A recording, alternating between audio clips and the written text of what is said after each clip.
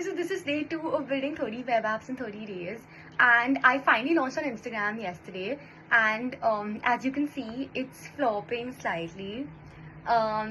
So I was like, 400 views is nothing today, right, on Instagram. Like, you're used to a 10k, a million, stuff like that. It's obviously feeling really weird because I'm like, this is crazy. 400 views, that's insane.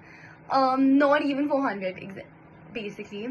And so I created a web app to help me cope with this. It's called the Audience Visualizer. Again, the point of these apps is more like to make you feel good and not as much for it to be monetizable. So the idea was that I was like, okay, 300 people, you can't really visualize it, right? But if you actually see 300 people, like we can put in 300, and you see the amount of people that there is, then you're like, okay, wow, this is interesting. This kind of helps soothe a little bit.